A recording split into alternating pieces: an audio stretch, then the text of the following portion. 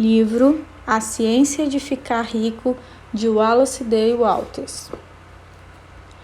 Prólogo.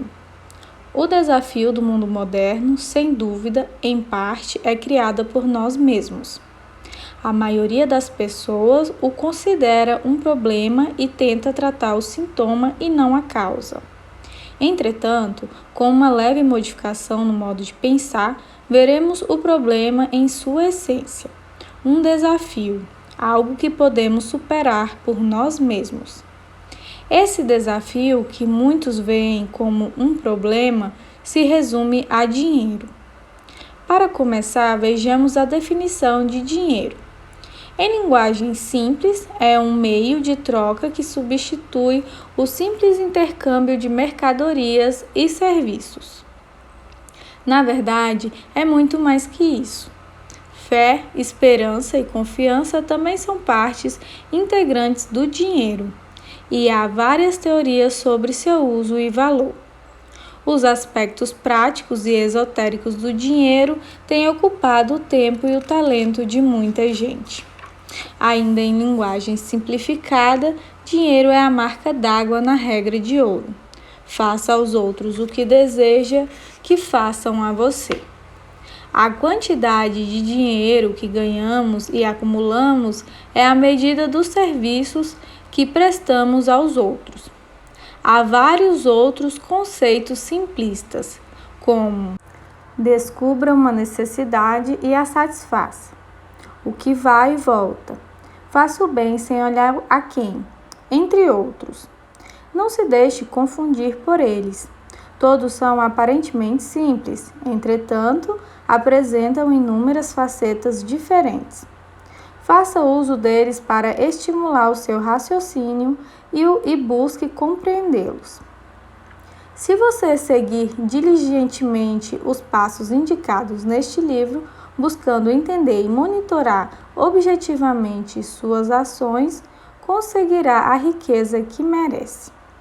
Esse homem, Wallace Walters, passou toda a sua vida estudando e praticando os princípios e ações descritos neste livro. Por meio do método de tentativa e erro e muito estudo e raciocínio, ele aperfeiçoou suas ações e, em seus últimos anos, usando esses princípios e ações, a abundância começou a se manifestar em sua vida. Ele foi um pioneiro, como os antigos aventureiros que percorreram as trilhas que se transformaram nas estradas dos nossos dias. Neste caso, o caminho para a riqueza. Ele preparou o terreno, cabe a você semeá-lo. Prefácio.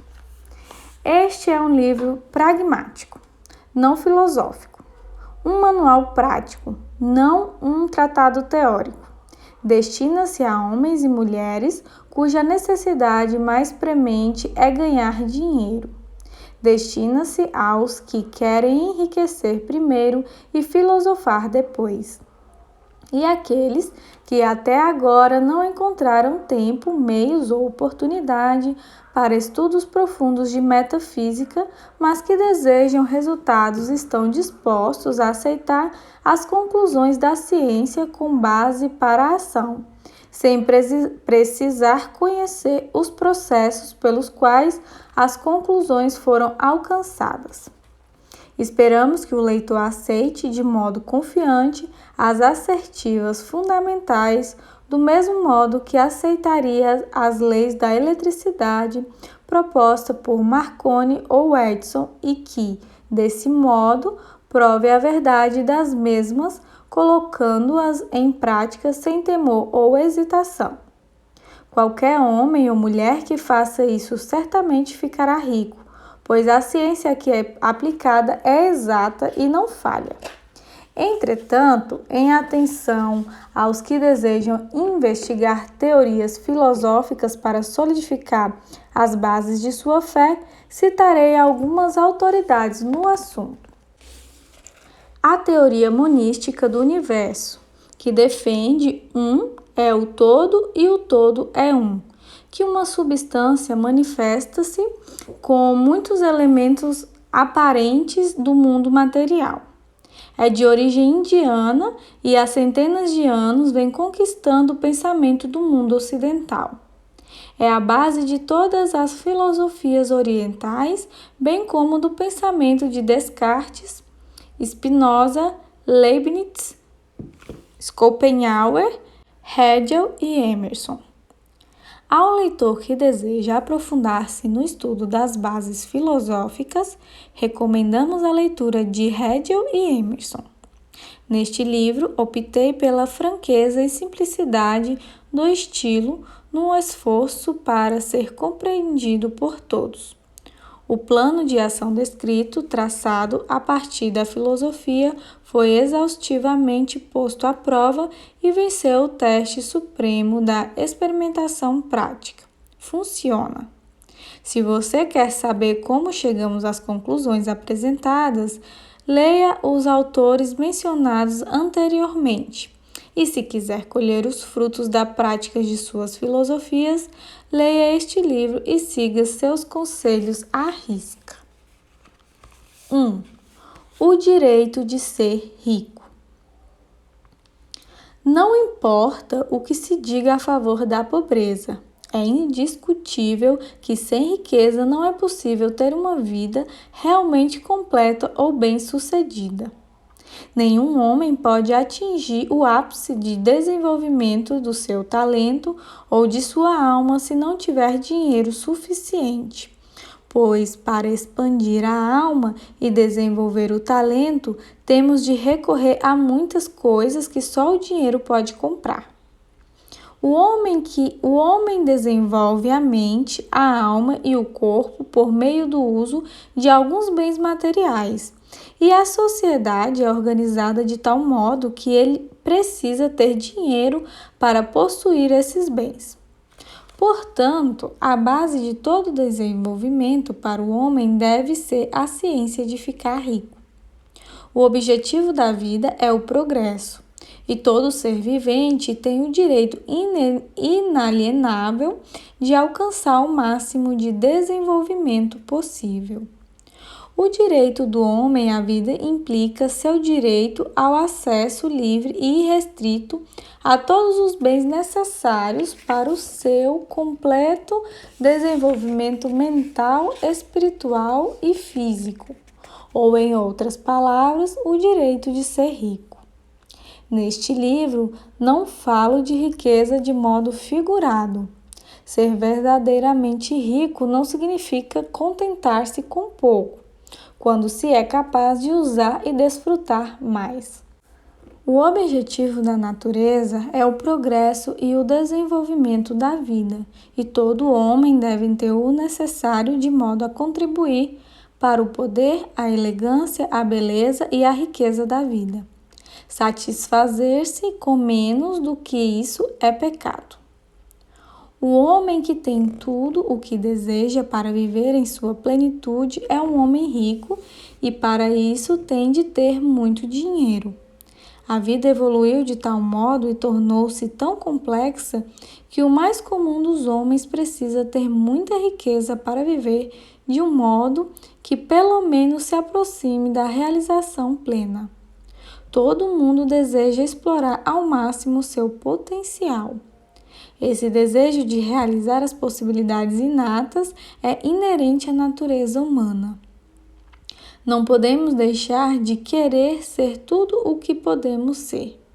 Ter sucesso é ser tudo o que desejamos ser.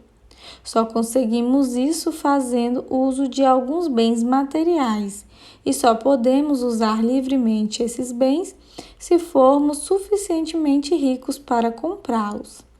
Portanto, o essencial é compreender a ciência de ficar rico.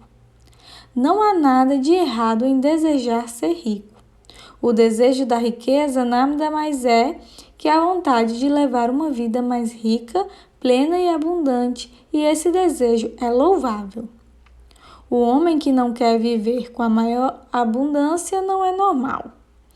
Como não é o homem que não almeja ter dinheiro suficiente para comprar tudo o que deseja. Existem 3 motivos para a nossa existência.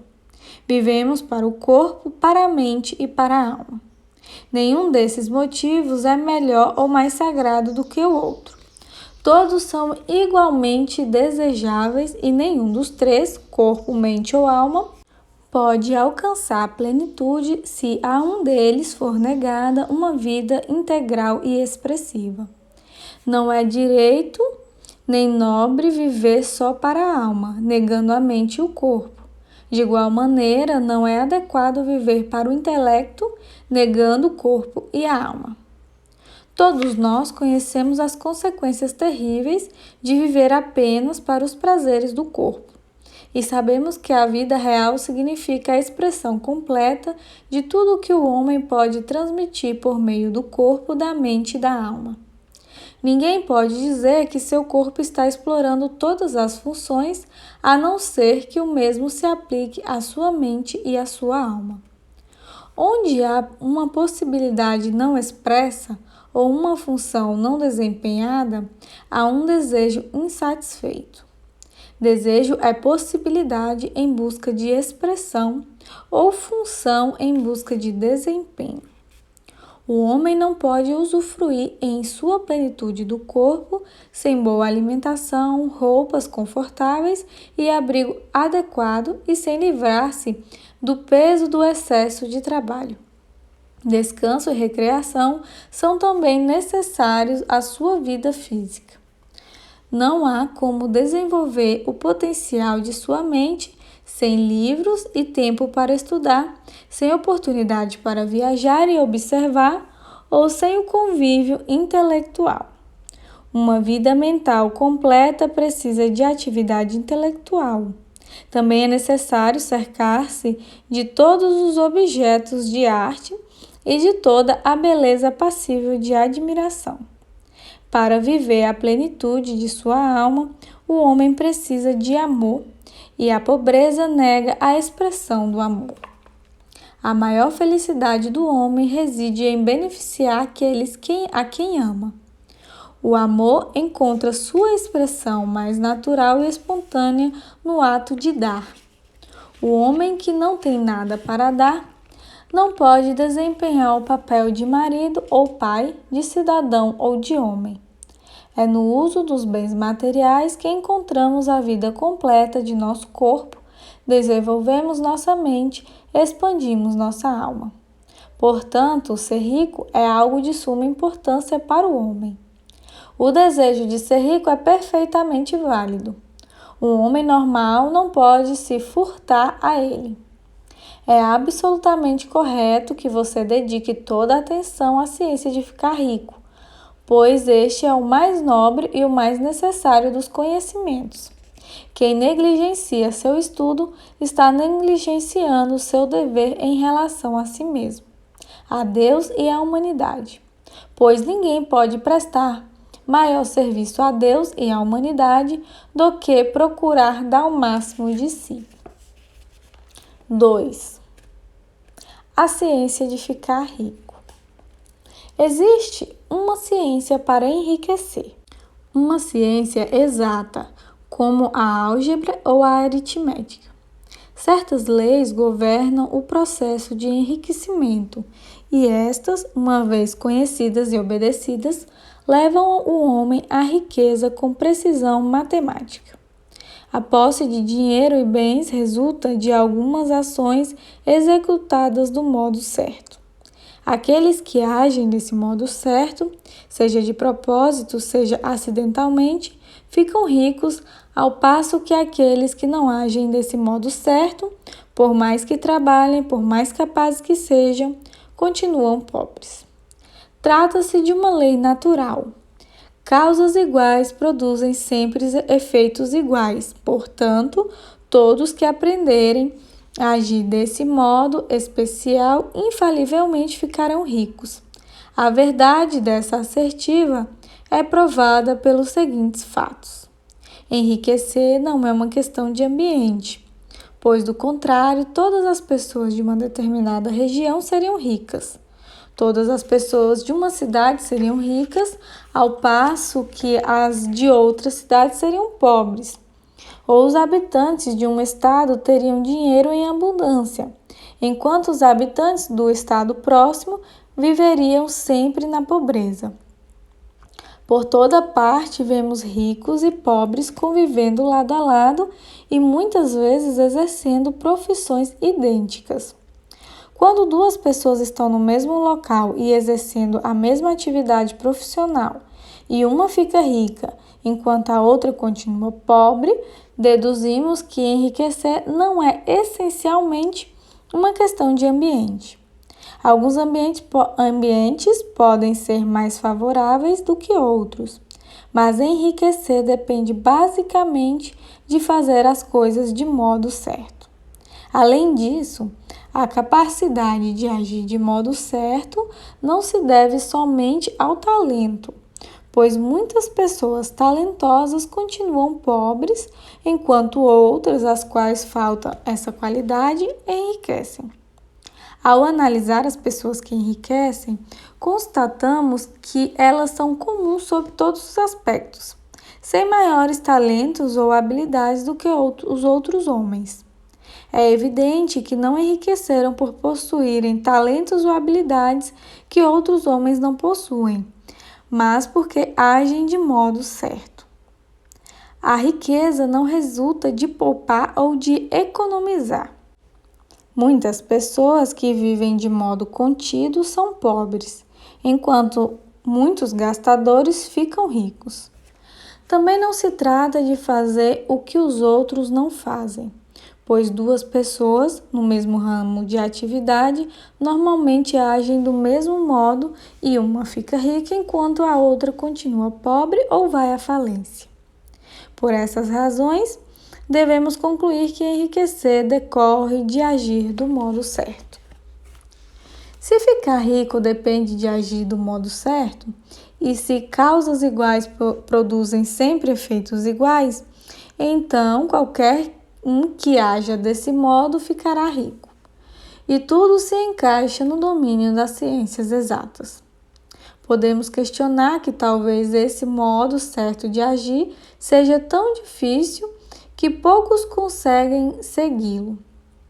Isso não é verdadeiro, como já vimos no que se refere à habilidade natural. Pessoas talentosas, cabeças duras, perfeitos idiotas, pessoas fisicamente fortes e pessoas frágeis e doentes, todos ficam ricos.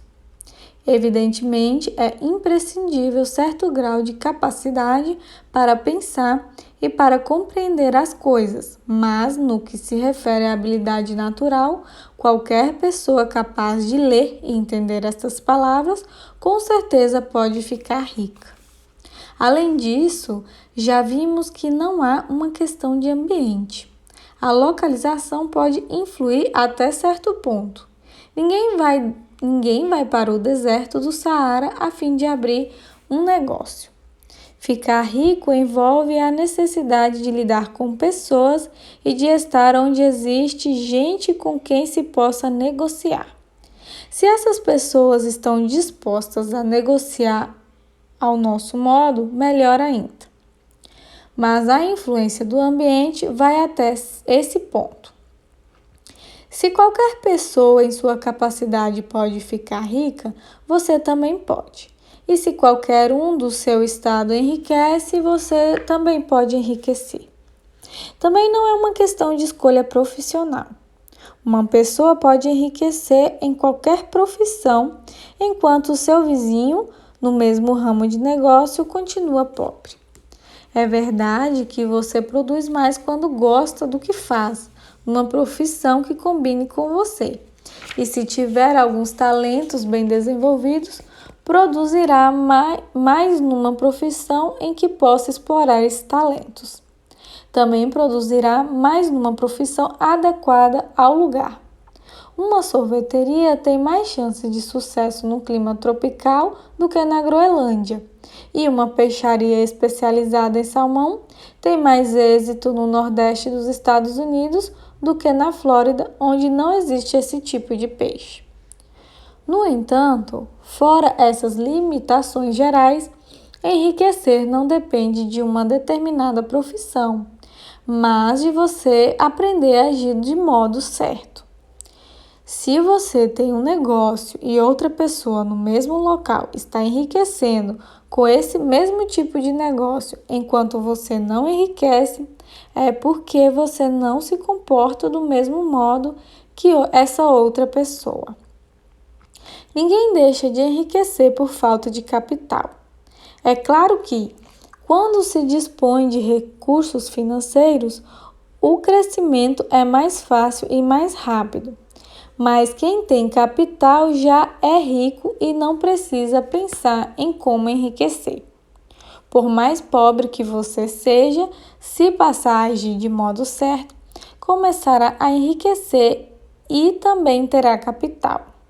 Conseguir capital é uma parte do processo de ficar rico e uma parte do resultado que invariavelmente acompanha o fato de agir de modo certo. Você pode ser o homem mais pobre do continente, assoberbado de dívidas, sem amigos, sem influência, sem recursos, mas se começar a agir do modo certo, infalivelmente começará a enriquecer, pois causas iguais produzem efeitos iguais. Se você não tem capital, pode consegui-lo. Se está no ramo de negócios errado, pode entrar na área certa. Se está no local errado, pode ir para o local certo. E você pode fazer tudo isso começando no seu negócio atual, no lugar atual, agindo de modo certo, que é a maneira que lhe trará sucesso. 3. Monopólio da oportunidade? Ninguém continua pobre por ter sua oportunidade roubada ou por outras pessoas terem monopolizado a riqueza, protegendo-a com uma cerca. Você pode ser impedido de trabalhar em certos setores, mas existem muitos canais abertos. É verdade que, se é empregado em uma indústria, tem poucas chances de vir a ser o dono da fábrica onde trabalha. Mas é verdade também que, se você começar a agir de modo certo, logo poderá deixar o emprego nessa área e obter grande riqueza e reconhecimento trabalhando em algo totalmente diferente. Tudo é uma questão de identificar onde estão as maiores oportunidades e nadar a favor da corrente, em vez de ir contra ela. Qualquer pessoa, em qualquer área de atuação, pode se tornar rica, desde que passe a fazer as coisas de modo certo. A lei da riqueza é igual para todos. É preciso que se aprenda isso, pois do contrário continuaremos no lugar em que sempre estivemos, agindo como sempre agimos. O trabalhador individual não é impedido de subir na vida pela ignorância ou pela preguiça. Ele tem condições de seguir a maré da oportunidade para a riqueza, e este livro vai dizer como. Ninguém continua na pobreza por falta do suprimento de riqueza. Há mais do que suficiente para todos. Cada família em todo o mundo pode construir um palácio do tamanho do Capitólio em Washington, só com o material de construção existente nos Estados Unidos.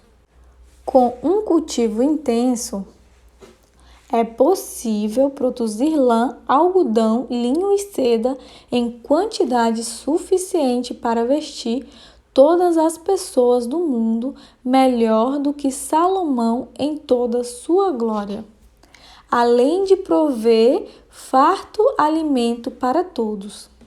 O suprimento visível é praticamente inesgotável, enquanto o invisível é realmente inesgotável.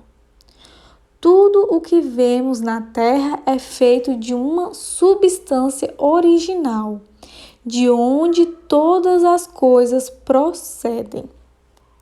Novas formas são feitas constantemente, enquanto as formas antigas são dissolvidas, mas são todas formas assumidas por uma substância. Não há limite para o suprimento da matéria informe ou substância original. Ela serviu para fazer o universo, mas não foi toda usada nessa criação. Os espaços dentro, através e entre as formas do universo visível são penetradas e preenchidos pela substância original, pela massa informe, pela matéria-prima de todas as coisas. É possível fazer 10.000 vezes mais do que já foi feito e, mesmo assim, não esgotaríamos o suprimento da matéria-prima universal. Desse modo, nenhum homem é pobre porque a natureza é pobre, tampouco por não haver o suficiente para todos. A natureza é uma fonte inesgotável de riquezas. Se bem utilizado, o suprimento jamais vai faltar. A substância original está viva, alimentada pela energia criativa e constantemente produzindo novas formas. Quando acaba o suprimento de material de construção, mais é produzido. Quando o solo esgotado não produz mais alimentos ou matéria-prima para roupas, ele será renovado ou um novo solo será feito. Quando todo o ouro e toda a prata forem extraídos da terra, se o homem estiver ainda no estágio de desenvolvimento social, que exige o uso de ouro e da prata, mais será produzido pela massa informe. A massa informe responde às necessidades do homem e não o deixará sem as coisas boas. Isto se aplica ao homem coletivamente, à humanidade como um todo. É sempre abundantemente rica e se os indivíduos são pobres é porque não seguem o modo certo de agir, o modo que enriquece o indivíduo. A massa informe é inteligente, ou seja, uma massa que pensa, está viva e sempre motivada para mais vida. Procurar viver mais é o impulso natural da vida, algo inerente a ela. Faz parte da natureza da inteligência procurar o próprio crescimento e faz parte da natureza da consciência buscar ampliar seus limites e encontrar a expressão mais completa.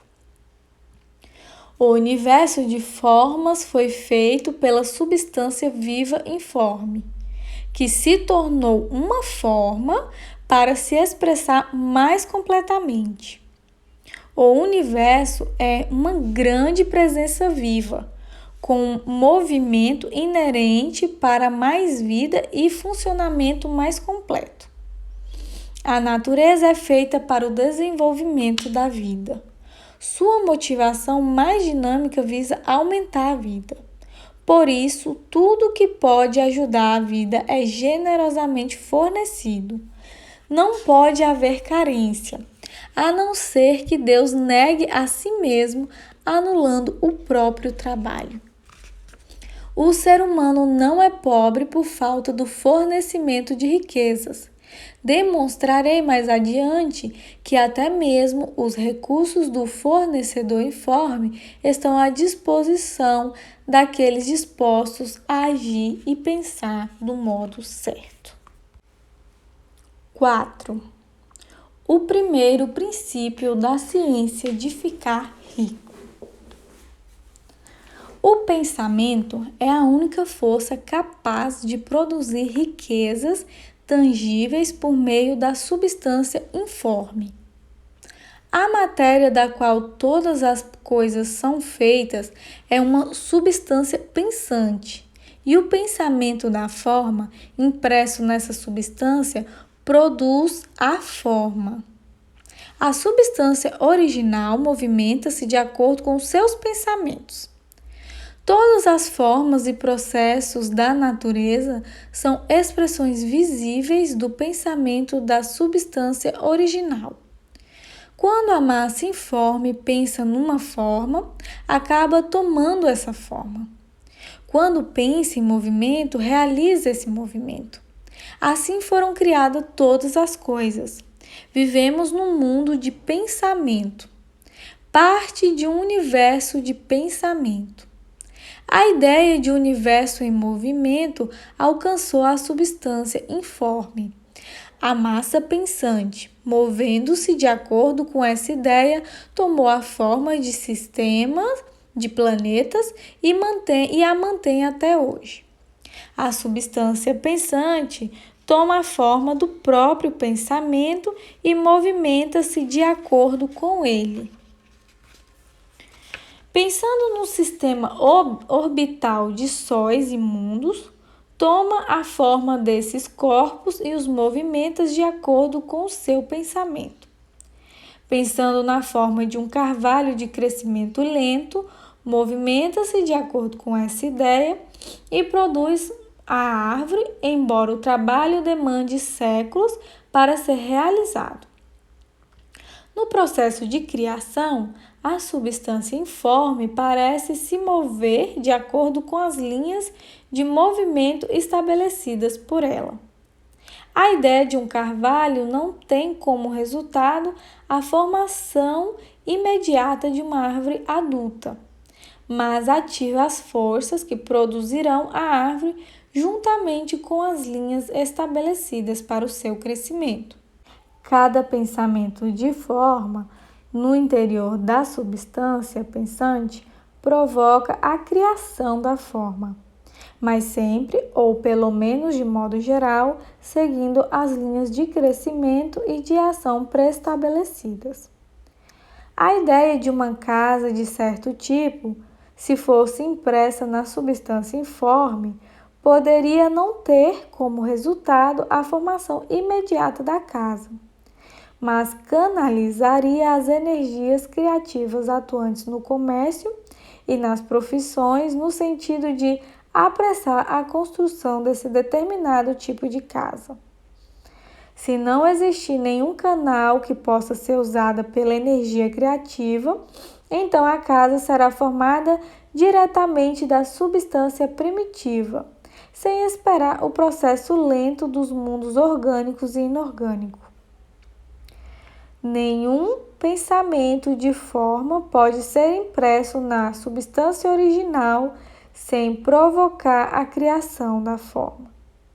O homem é um centro pensante e pode originar o pensamento. Todas as formas criadas pelas mãos do homem devem existir antes em seu pensamento. Ele não pode formar uma coisa na qual não tenha pensado antes. E, até agora, o homem tem limitado seus esforços inteiramente ao trabalho das próprias mãos, aplicando o trabalho manual ao mundo das formas, buscando mudar completamente ou em parte o que já existe. Ele nunca pensou em provocar a criação de novas formas, imprimindo seus pensamentos na substância informe. Quando o homem tem um pensamento forma, retira o material das formas da natureza e faz a imagem da forma que tem em sua mente. Até agora, o homem pouco tem se esforçado para cooperar com a inteligência informe, ou seja, trabalhar com o Pai. Jamais sonhou que pode fazer o que vê o Pai fazendo. O homem reforma e modifica as formas existentes por meio do trabalho manual, sem dar atenção à possibilidade de criar a partir da substância informe, bastando para isso comunicar a ela seus pensamentos. Pretendemos provar que podemos fazer isso, que qualquer pessoa pode fazer isso, e vamos mostrar como. Para começar, apresentamos 3 premissas fundamentais. Primeiro, garantimos que existe uma massa informe original, ou substância com a qual todas as coisas são feitas. Todos os elementos supostamente variados são apresentações diferentes de um único elemento. Todas as formas encontradas na natureza orgânica e inorgânica são formas distintas feitas do mesmo material, o material pensante. Um pensamento impresso nela produz a forma desse pensamento. O pensamento na substância pensante produz formas. O homem é um centro pensante capaz de pensamento original. Se puder comunicar seu pensamento à substância pensante original, pode provocar a criação ou a formação das coisas sobre as quais ele pensa. Em resumo, existe uma substância pensante com a qual todas as coisas são feitas e que, em seu estado original, penetra nos interespaços do universo, preenchendo-os. Um pensamento nessa substância produz o que foi imaginado. O homem pode formar coisas em sua mente e, imprimindo esse pensamento na substância informe, pode fazer com que seja criado aquilo em que pensou. Talvez você pergunte se posso provar essas afirmações. E sem entrar em detalhes, respondo que sim, tanto pela lógica quanto pela experiência. Voltando ao raciocínio sobre o fenômeno da forma e do pensamento, cheguei a uma substância pensante original e, raciocinando a partir dessa substância, cheguei ao poder que o homem tem de provocar a formação daquilo que ele pensou. Por experiência, o raciocínio também é verdadeiro e esta é a minha prova mais consistente. Se alguém que ler este livro conseguir enriquecer fazendo o que ele manda, isso é uma prova de minha afirmação. Mas se todos os homens que obedecem às normas aqui descritas ficarem ricos, é uma prova positiva. Até aparecer alguém que seguiu as normas descritas e não enriqueceu. A teoria é verdadeira até que o processo venha a falhar. E este processo não falhará, pois todos aqueles que fizeram exatamente o que este livro manda ficarão ricos. Eu disse que as pessoas ficam ricas agindo de modo certo, e para conseguir isso é preciso pensar de acordo. O modo pelo qual uma pessoa age é resultado direto do modo como ela pensa a respeito das coisas. Para fazer algo do modo que desejamos, temos de adquirir a habilidade de pensar do modo que queremos pensar. Este é o primeiro passo para ficar rico. Pensar o que queremos implica pensar a verdade, independentemente das aparências. Todo homem tem o poder natural e inerente de pensar o que quer, mas isso exige mais esforço do que ter pensamentos induzidos pelas aparências. Pensar de acordo com as aparências é fácil. Pensar a verdade, independentemente das aparências, é trabalhoso e implica maior esforço do que qualquer outro trabalho. De modo geral, as pessoas procuram evitar a todo custo o trabalho de manter um pensamento durante algum tempo. É o trabalho mais árduo do mundo, especialmente quando a verdade é contrária às aparências. Toda aparência no mundo visível tende a produzir uma forma correspondente na mente que o observa. E isso só pode ser evitado mantendo o pensamento na verdade. O exame da aparência de uma doença produz a forma da doença em nossa mente e, por fim, no corpo, a não ser que possamos manter o pensamento na verdade, que nos diz que não existe doença alguma, que é apenas uma aparência e que a verdade é a saúde. Examinar a aparência da pobreza produz a forma correspondente em nosso pensamento. A não ser que possamos manter o pensamento concentrado na verdade, que nos diz que não existe pobreza, que é apenas uma aparência e que a verdade é a abundância. Pensar na saúde quando estamos cercados pelas aparências da doença ou pensar em riqueza em meio às aparências da pobreza exige poder. Mas quem adquire esse poder torna-se um sábio. Tem condições de dominar o destino. Pode ter o que quiser. Esse poder só pode ser adquirido quando se domina o fato básico que subjaz às aparências. Existe uma substância pensante da qual e pela qual todas as coisas são feitas. Então, devemos compreender a verdade de que todo pensamento impresso nessa substância toma forma e passa a ser um conjunto de coisas visíveis. Quando compreendemos isso, ficamos livres de toda dúvida e de todo temor, pois tomamos consciência de que podemos criar tudo o que desejamos, de que podemos ter e ser o que queremos. Como primeiro passo para enriquecer, você deve acreditar nas 3 primeiras assertivas fundamentais apresentadas neste capítulo. Para enfatizá-las, eu as repito. Existe uma matéria pensante da qual todas as coisas são feitas e que, em seu estado original, penetra e preenche os interespaços do universo. Um pensamento nessa substância produz o que foi imaginado por ele. O homem pode formar coisas em sua mente e, imprimindo esse pensamento na substância informe, pode fazer com que seja criado aquilo em que pensou. Você deve deixar de lado todos os outros conceitos do universo e aceitar apenas este, e pensar nele até sentir que está fixado em sua mente e que se tornou seu pensamento habitual. Leia e releia as afirmações desse credo, gravando cada palavra em sua memória e medite sobre elas até acreditar firmemente em seu conteúdo. Se surgir alguma dúvida, afaste-se como se fosse um pecado.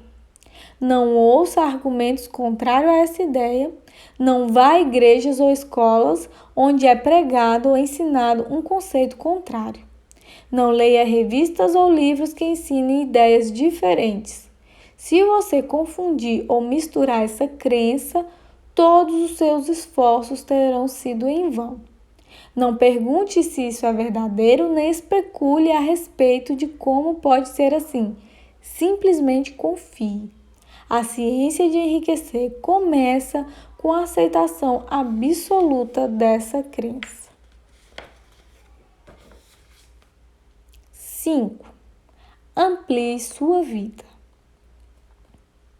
Você deve libertar-se dos últimos vestígios da velha crença de que existe uma divindade cuja vontade determina que você seja pobre, ou cujos propósitos consistem em mantê-lo na pobreza. A substância inteligente, que é tudo, está em tudo, vive em tudo e vive em você, é uma substância viva consciente. Por ser uma substância viva e consciente, deve ter o desejo natural inerente de todas as inteligências vivas, que é o de ampliar a vida.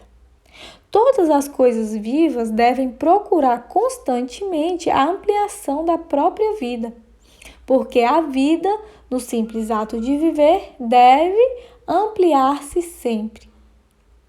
Uma semente posta no solo entra em atividade e, no ato de viver, produz outras 100 sementes.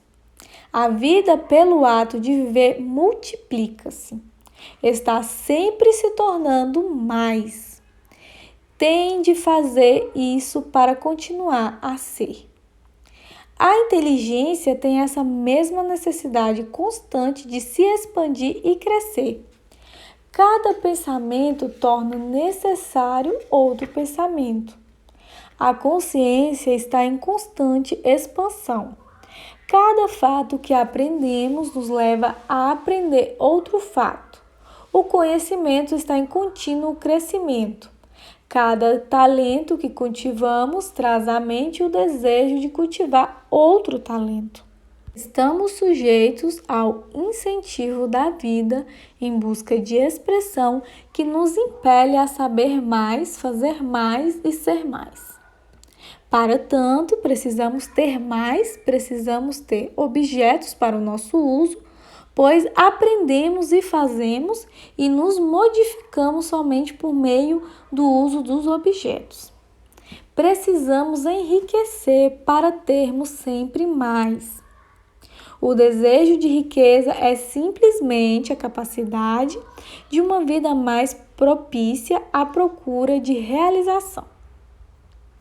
Cada desejo é o esforço de uma possibilidade não expressa para entrar em ação.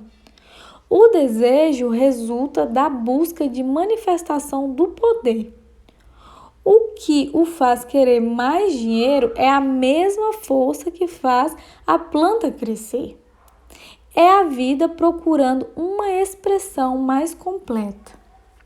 A substância única e pensante deve estar sujeita a essa lei inerente a toda vida.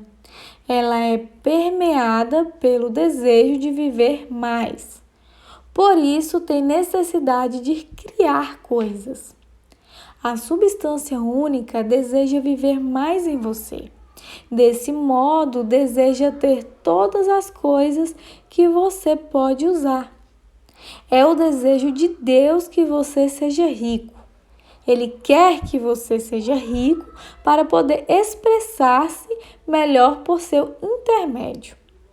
Uma grande quantidade de coisas permitirá usar melhor essa expressão. Ele poderá viver mais em você se você tiver o comando ilimitado dos meios de vida. O universo deseja que você tenha tudo o que quer ter. A natureza é solidária com seus planos. Tudo é naturalmente para você. Convença-se de que isso é verdade. Entretanto, é essencial que seu objetivo esteja em harmonia com o objetivo que está em tudo. Você deve querer a vida real, não apenas gratificações pelo prazer ou pela sexualidade. A vida é o desempenho da função, e o indivíduo só vive realmente quando desempenha todas as funções de que é capaz, físicas, mentais e espirituais, sem excesso de nenhuma delas. Você não quer enriquecer para viver como os porcos, simplesmente para satisfazer seus instintos primitivos. Isso não é vida. Mas o desempenho de cada função física é uma parte da vida. E não vive completamente quem nega uma expressão normal e saudável aos impulsos do corpo. Você não quer ficar rico apenas para desfrutar os prazeres mentais, para adquirir conhecimento, satisfazer a ambição, superar os outros, ser famoso. Tudo isso é parte legítima da vida. Mas o homem que vive somente para os prazeres do intelecto tem uma vida parcial e jamais estará satisfeito com a própria sorte. Você não quer ficar rico apenas para o bem dos outros, para perder a si mesmo em favor da salvação da humanidade. Somente para experimentar os prazeres da filantropia e do sacrifício. As alegrias da alma são apenas uma parte da vida e não são melhores e nem mais nobres do que as outras partes. Você quer ficar rico para poder comer, beber e divertir-se nos momentos adequados, para se cercar de coisas belas, ver terras distantes, alimentar sua mente e desenvolver sua inteligência, para poder amar os homens e desempenhar um papel relevante ajudando o mundo na busca da verdade.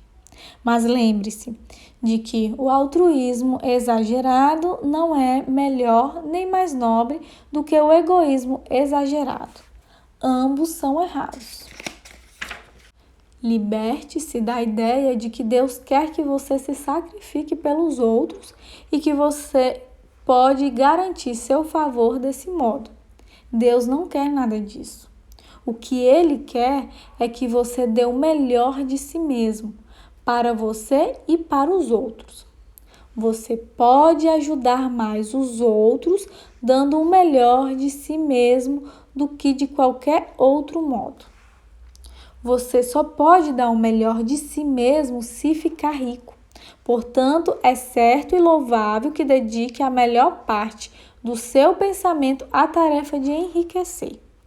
Lembre-se, porém, que o desejo da substância diz respeito a tudo, e seus movimentos devem ser por mais vida para tudo. Ele não pode trabalhar por menos vida para alguns ou algumas coisas, porque está igualmente em tudo em busca de riqueza e vida. Você deve se libertar da ideia de competição. Você deve criar, não competir com o que já foi criado. Você não tem de tirar nada de ninguém. Você não tem de fazer negócios escusos. Você não tem de enganar nem tirar vantagem. Não tem de fazer com que ninguém trabalhe para você por menos do que merece ganhar. Você não tem de desejar a propriedade alheia, nem olhar para ela com inveja. Nenhum homem possui coisa alguma que você não possa ter sem precisar tirar dele. Você deve se tornar um criador, não um competidor. Vai conseguir o que quer, mas de tal modo que, quando conseguir, todos os outros terão mais do que tem agora. Sei que algumas pessoas conseguem ganhar muito dinheiro procedendo de modo totalmente contrário ao que defini no parágrafo anterior. E vou procurar explicar em poucas palavras esse fenômeno. Pessoas do tipo plutocrático às vezes enriquecem unicamente devido à sua extraordinária habilidade no plano da competição. Outras vezes relacionam-se inconscientemente com a substância em seus grandes objetivos e movimentos para o crescimento racial generalizado, por meio da evolução industrial. Rockefeller, Carnegie, Morgan e outros foram agentes inconscientes do Supremo, no trabalho necessário de sistematizar e organizar a indústria produtiva. E no fim, seu trabalho contribuiu imensamente para a ampliação da vida de todos. Eles organizaram a produção e foram sucedidos pelos agentes da multidão, que, por sua vez, organizaram o mecanismo da distribuição. Os multimilionários são como os répteis monstruosos das eras pré-históricas. Desempenham uma parte necessária no processo evolutivo, mas o mesmo poder que o produziu o descartará. E é preciso ter em mente que eles jamais foram realmente ricos. Um relatório da vida particular da maioria deles mostra que eles foram, na realidade, os mais abjetos e infelizes dos pobres. A riqueza firmada no plano competitivo nunca é satisfatória ou permanente. É nossa hoje e de outro amanhã. Lembre-se, se você quer ficar rico cientificamente e com segurança, deve libertar-se por completo do pensamento competitivo. Nem por um momento sequer deve pensar que a oferta é limitada. Logo que você começa a pensar que o dinheiro é controlado pelos banqueiros e por outras pessoas e que você deve se esforçar para fazer com que sejam aprovadas leis contra esse processo e assim por diante, nesse momento você mergulha na mente competitiva e seu poder de criar desaparece. O que é pior, provavelmente você provocará a interrupção dos movimentos criativos que já instituiu. Saiba que existe uma quantidade incontável de ouro, no valor de milhões e milhões de dólares, nas montanhas da Terra, ainda não descoberta, e saiba que, se não existisse, mais seria criado da substância pensante para atender às suas necessidades. Saiba que o dinheiro de que você precisa virá, nem que seja necessário que milhares de homens sejam levados a descobertas de novas minas de ouro amanhã. Nunca olhe para as provisões invisíveis. Olhe sempre para as riquezas ilimitadas na substância informe e saiba que elas estão vindo em sua direção tão depressa quanto você pode recebê-las e usá-las. Ninguém pode impedi-lo de conseguir o que é seu, limitando as provisões visíveis. Portanto, nunca pense nem por um instante sequer que, se não se apressar, todos os melhores locais estarão tomados antes que você comece a construir sua casa. Não se preocupe com as trustes e monopólios, nem fique ansioso temendo que logo eles tomem a terra toda. Nunca tenha medo de perder o que deseja, porque outra pessoa chegou primeiro. Isso é impossível. Você não está procurando algo que pertence a outra pessoa. Está fazendo com que o que deseja seja criado a partir da substância informe. E o suprimento é ilimitado. Seja fiel à afirmação formulada. Existe uma matéria pensante da qual todas as coisas são feitas e que, em seu estado original, penetra e preenche os interespaços do universo. Um pensamento nessa substância produz o que foi imaginado. O homem pode formar coisas em sua mente e, imprimindo seu pensamento na substância informe, pode fazer com que seja criado aquilo em que pensou. Capítulo 6. Como a riqueza chega a você? Quando eu digo que você não precisa fazer negócios escusos, não quero dizer que não deva fazer negócio algum, nem que você esteja acima da necessidade de negociar com seus semelhantes. Estou dizendo que não precisa negociar injustamente. Não deve conseguir alguma coisa por nada, mas pode dar a cada homem mais do que recebe dele. Você não pode dar a cada pessoa mais em valor de mercado de dinheiro do que recebe dela, mas pode lhe dar mais em valor de uso do que o valor em dinheiro que recebe. O papel, a tinta e outros materiais neste livro podem não valer o dinheiro que você pagou por ele, mas se as ideias sugeridas aqui lhe renderem milhares de dólares, você não terá sido enganado pelas pessoas que o venderam. Terá recebido um grande valor de uso por uma pequena soma em dinheiro. Suponhamos que eu tenha o quadro de um grande artista que em qualquer comunidade civilizada valha milhões de dólares. Eu levo à Baía de Baffin e, usando a arte de vender, convenço um esquimó a trocá-lo por peles no valor de 500 dólares. Na verdade, eu o estaria enganando, pois o quadro não tem utilidade alguma para ele, não acrescentará nada à sua vida. Mas suponhamos que eu troque as peles por uma arma no valor de 50 dólares. Nesse caso, ele estará fazendo um bom negócio. A arma servirá para o esquimó conseguir mais peles e muita comida. Vai acrescentar algo à sua vida sob todos os aspectos. Ela o fará rico. Quando você passa do plano competitivo para o plano criativo, tem condições de examinar detalhadamente suas transações comerciais.